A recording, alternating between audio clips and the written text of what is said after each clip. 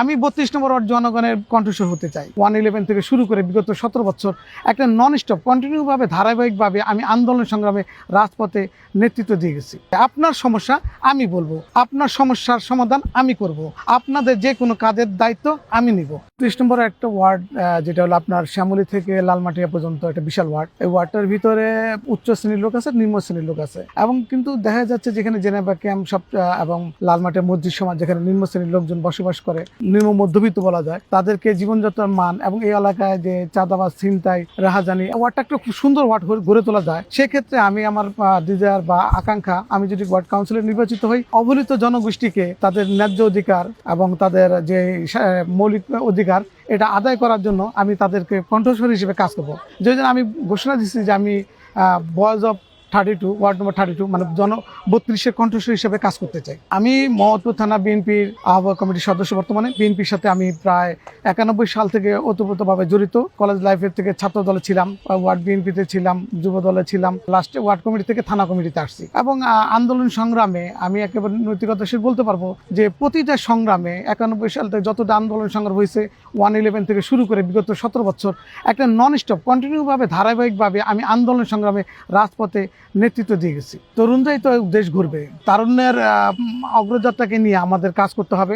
আপনারা জানেন যে বিগত যে স্বৈরাচার শেখ হাসিনাকে হটানোর পিছনে তরুণ সমাজের একটা বিশাল ভূমিকা ছিল, কিন্তু এই সমাজটা, তরুণ সমাজটা আজকে মাদক, ছিনতাই এবং তারা পর্নোগ্রাফি, ভিডিওগ্রাফিতে আসক্ত হয়ে খেলাধুলার পরিবেশে বিনষ্ট হচ্ছে। আমি যেহেতু একজন ক্রীড়াঙ্গনের লোক হিসাবে, আমি একজন ক্রীড়া সংগঠক হিসাবে, আমি চাই এই এলাকার যুবক সমাজ আছে তাদেরকে মাদক থেকে ফিরিয়ে আনা, তাদেরকে কি মাঠে ফিরিয়ে আনা, খেলাধুলার মধ্যে তাদেরকে সংযুক্ত করে তাদেরকে আগামী দিনে একটি সুন্দর দেশের নাগরিক হিসেবে উপস্থাপন করব। অঞ্চলের সমস্যা তো এখানে আছে, নাগরিক সমস্যা। আপনার একজন কাউন্সিলরের কাছে মানুষের প্রত্যাশা কিন্তু টাকা পয়সা না, একটা কাউন্সিলের কাছে চায় তাদেরকে যে সার্টিফিকেট বা তাদেরকে নাগরিক ওয়ারিশন সার্টিফিকেট, এগুলিতে দেখা গেছে বিগত সময় কাউন্সিলরকে সবসময় পায় না। কিন্তু আমি যদি কাউন্সিলর নির্বাচিত হই, 24 ঘন্টা তাদের সাথে থাকবো। আমার একটা প্ল্যান আছে, যেটা হলো সেটা হলো আমরা অনলাইনে আমাদের যে নাগরিকদের যে সার্টিফিকেট, অনলাইনে তাদের ওয়ারিশন সার্টিফিকেট, এই জাতীয় যে কাগজপত্রগুলি দরকার, তারা অনলাইনে আবেদন করবে। আমি আমার লোক দিয়ে তাদের বাসায় বাসায় হোম ডেলিভারির মতো দিব, যেন তারা বলতে না পারে যে কাউন্সিলর অফিসে এসে আমি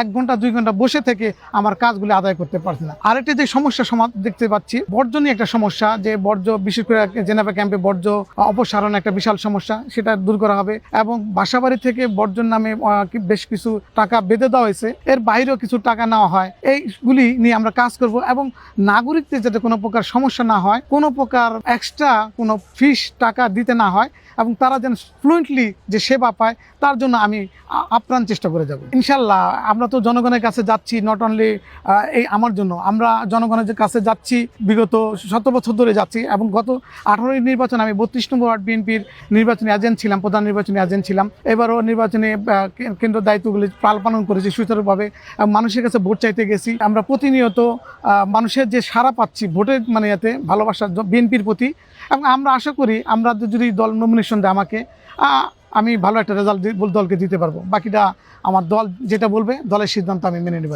আমি 32 নম্বর ওয়ার্ড জনগণের কণ্ঠস্বর হতে চাই। আমি আমার নিজের জন্য না, আমি আপনাদের কণ্ঠস্বর হতে চাই। বয়েজ অফ 32, আমি সেটা বারবার বলছি, আমি বয়েজ অফ ওয়ার্ড নং 32, আমি 32 নম্বর ওয়ার্ডের জনগণের কণ্ঠস্বর হতে চাই। আপনার সমস্যা আমি বলবো, আপনার সমস্যার সমাধান আমি করব, আপনাদের যে কোনো কাজের দায়িত্ব আমি নিব। তাই আমি বলছি, আমার slogan boys of 32, Alamgir Hossain লাগু।